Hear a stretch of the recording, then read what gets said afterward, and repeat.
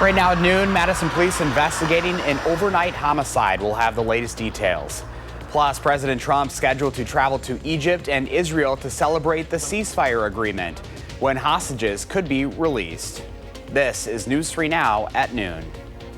Thanks for joining us. I'm Josh Sprider. Officers responded to reports of a verbal disturbance and shots fired around 8 o'clock last night on Dutch Mill Road.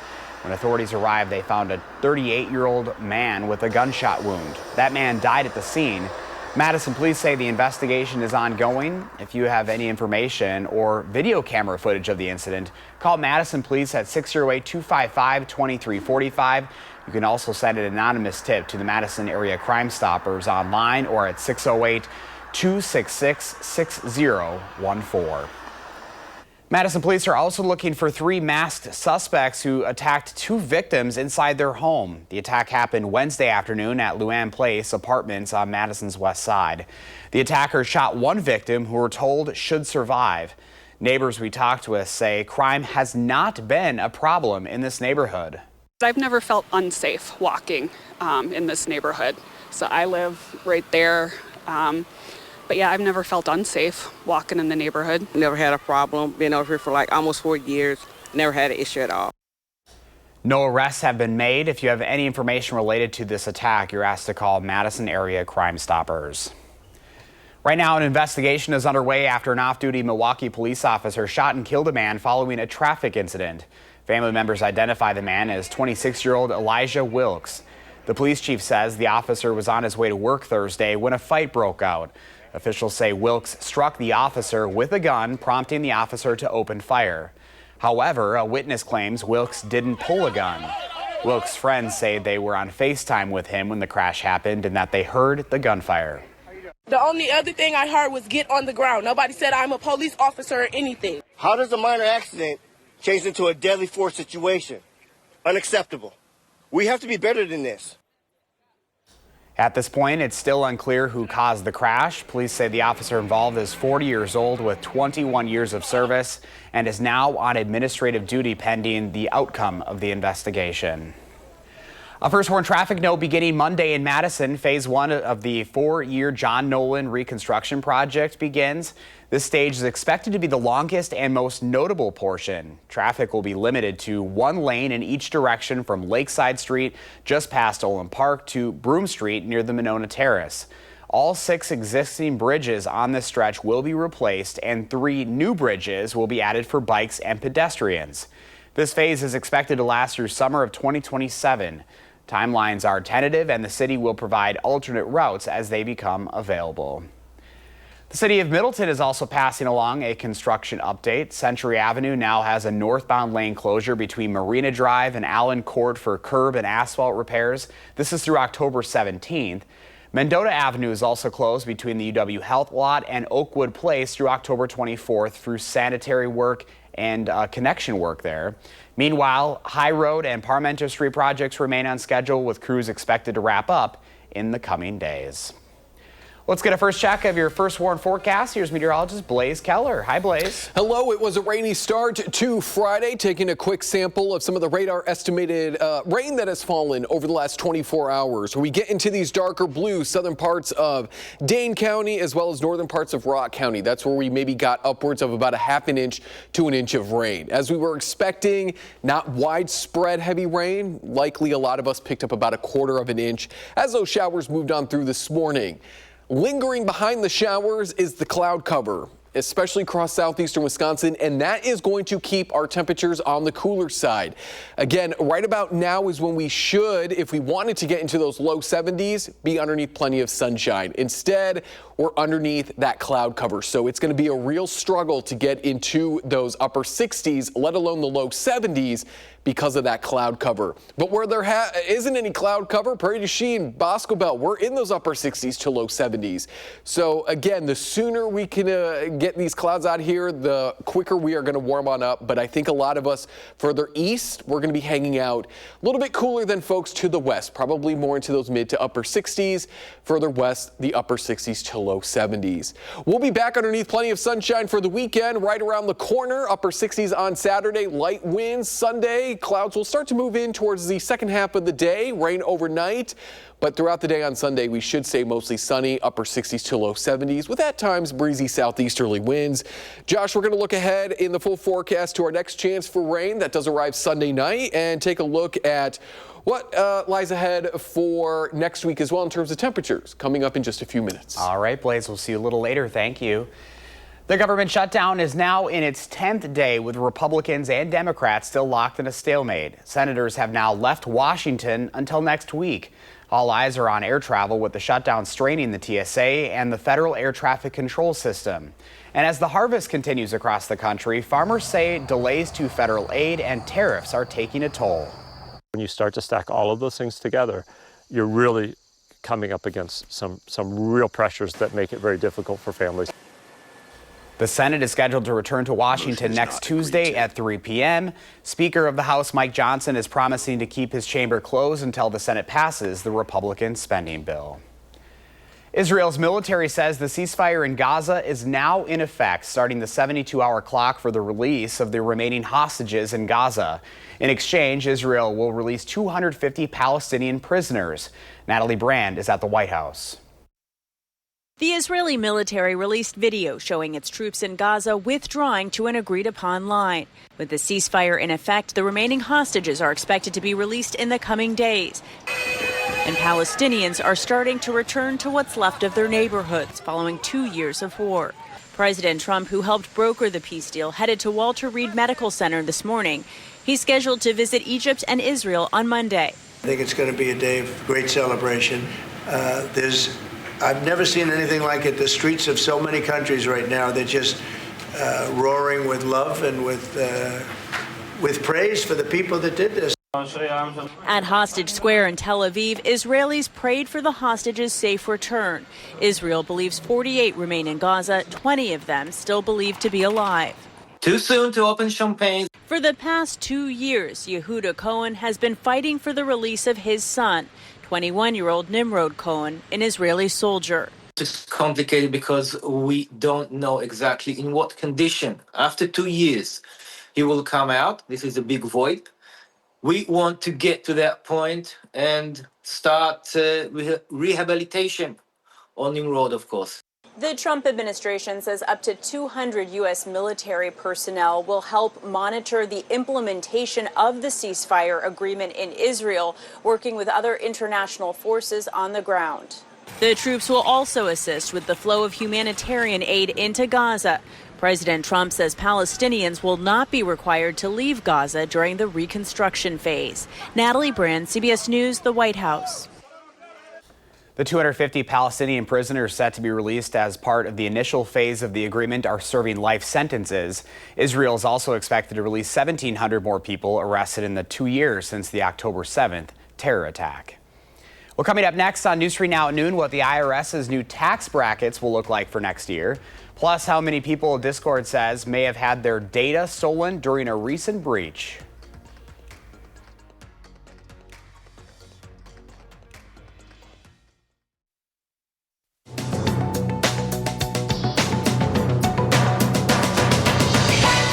The Internal Revenue Service has released updated 2026 tax brackets to account for inflation, which means taxpayers will have to make more money to pay into a higher rate. When it comes to the standard deductions, married couples filing jointly will have a deduction of $32,200. Single and married people filing as individuals will face a $16,100 standard deduction. These changes will take effect with taxpayers filing in 2027.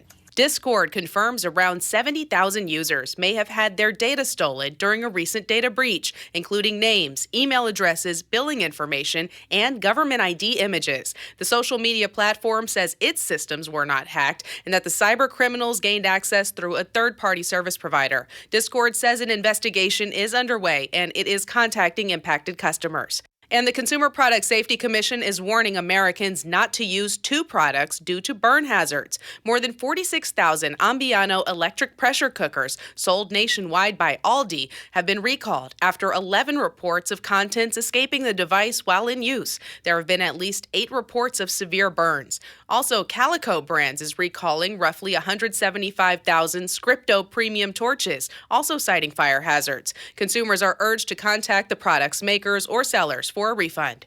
That's your CBS News Money Watch report. For more, log on to cbsmoneywatch.com. At the CBS Broadcast Center, I'm Jesse Mitchell. Here's a look at the current stock numbers at the noon hour. The Dow's down 626 points, NASDAQ down 619, and the S&P 500 also down 113 this hour. Pam has today's farm numbers straight ahead, and Blaze is tracking the first warn forecast. And later on Live at 4, we're following continuing celebrations after a ceasefire agreement between Hamas and Israel.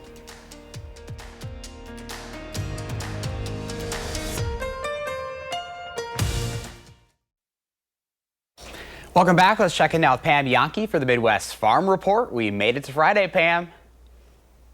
Yeah, we sure did, Josh, and now looking forward to, hopefully, as Blade said, a sunnier weekend on the way. You know, I noticed also this week that he brought up the drought monitor that was released, and it's plenty dry around the state of Wisconsin. Maybe you've noticed it, like Josh had mentioned, his lawn, a lot of people's gardens. Farmers are capitalizing on it with harvest, but some farmers are not real thrilled about the dry weather conditions. You may see holiday decorations already in retail stores. They think holiday year-round out at Ottman's family Christmas tree farm in the Belleville area.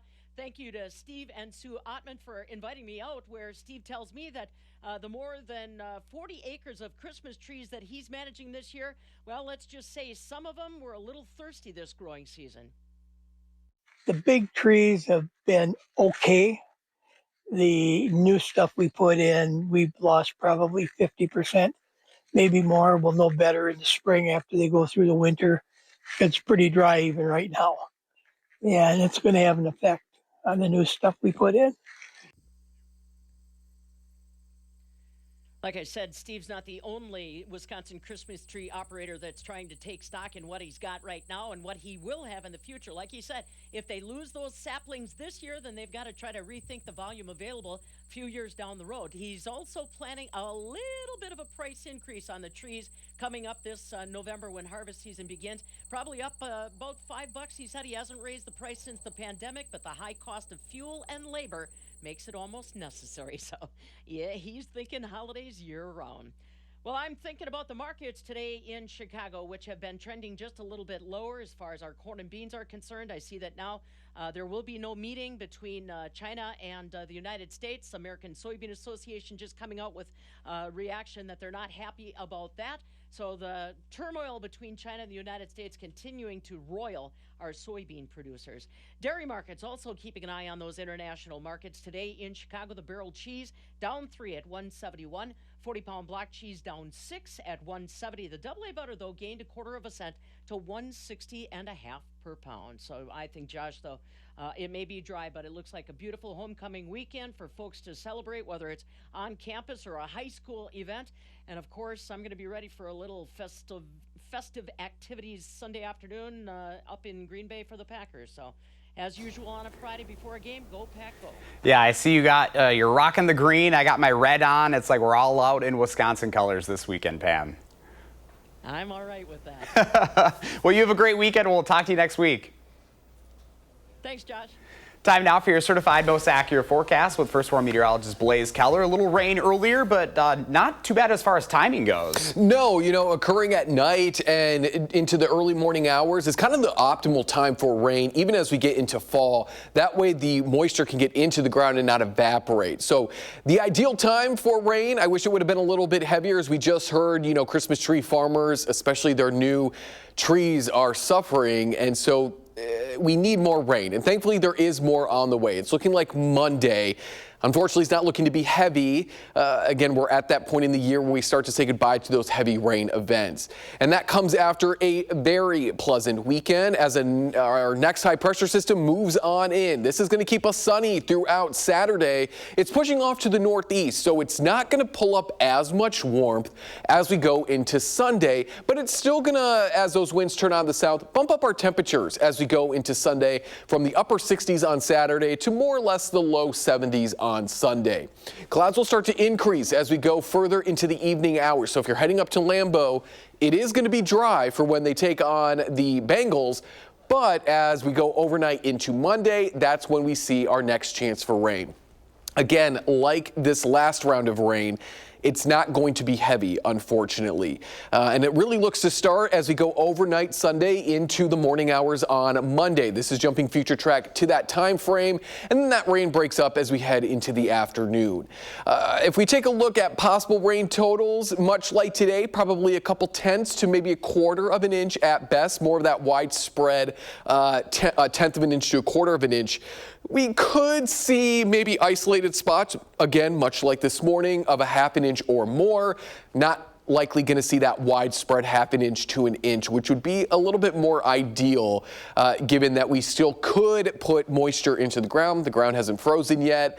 So we're looking at rain to really pick up here Sunday night into Monday. And if we jump ahead later into next week, possibly Tuesday night, and then as we look ahead even further to next Thursday and Thursday night. Again, folks, we're just at that point in the year where we just don't have the optimal atmospheric setup to get these heavy rain events, but we are still seeing the chance for rain, which is some good news. Because if we look at our normal rain over the last 7 days from the 3rd through the 9th, we haven't really seen a whole lot of what we would normally see. So this graphic is showing you what percentage of our normal rains, let's say we normally pick up an inch of rain from the 3rd through the 9th, what percentage of that inch have we picked up?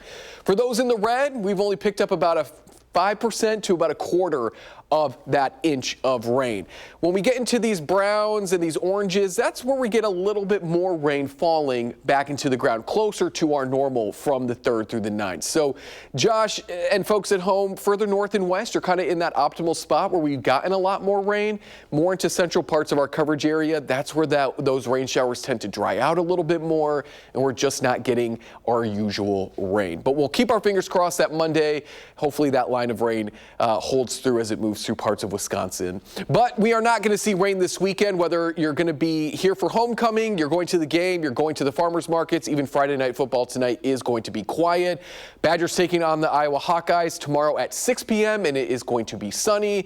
A little bit more cloud cover off towards Lambeau Field on Sunday, but will be a little bit warmer. If you're not going to be hanging around this weekend and you want to head up north, that's where the fall colors are at peak or even past their peak across extreme northern Wisconsin. So you don't have to travel too far this weekend if you want to go and explore and see some of those beautiful fall colors. There is a look at your 7 and 10 day forecast. As I mentioned, Josh, there's a couple more chances for rain as we head into next week, Monday, Thursday, and then again that following Sunday. All right, not too shabby of a weekend. Thank you, Blaze. We'll get winter ready with the First Warn Weather Team next Wednesday at 6:30 p.m. on WISC-TV. Learn why bitter cold and heavy snow may be less common, how winter alerts are issued, how recent winters affect our pets, and what to expect in southern Wisconsin this season. Tomorrow night, the Badgers take on Iowa at Camp Randall. Kickoff is at 6 o'clock. The Hawkeyes have beaten the Badgers the last 3 years. So who do we think will win this year? Well, both Blaze and I think it'll be a close game. You can see our score predictions there. But the Hawkeyes ultimately going to take advantage of a late Badger turnover and sneak right past Wisconsin for homecoming. Well, 2 weeks after tying the Dallas Cowboys, the Packers are looking to get back into the winning column this weekend. And you can watch them take on the Cincinnati Bengals right here on WISC-TV Channel 3 this Sunday. The Bengals have lost 3 straight after the injury to star quarterback Joe Burrow. Just this week, they traded for 40-year-old quarterback Joe Flacco from the Browns, who you may remember beat the Packers in Week 3. According to Cincinnati head coach Zach Taylor, Flacco will start against the Packers this Sunday. Kickoff is set for 3:25 again right here on CBS. Up next, we'll see what Howard's working on in the Mr. Food Test Kitchen. When was the last time your family sat around the breakfast table? If it's been a while, listen up.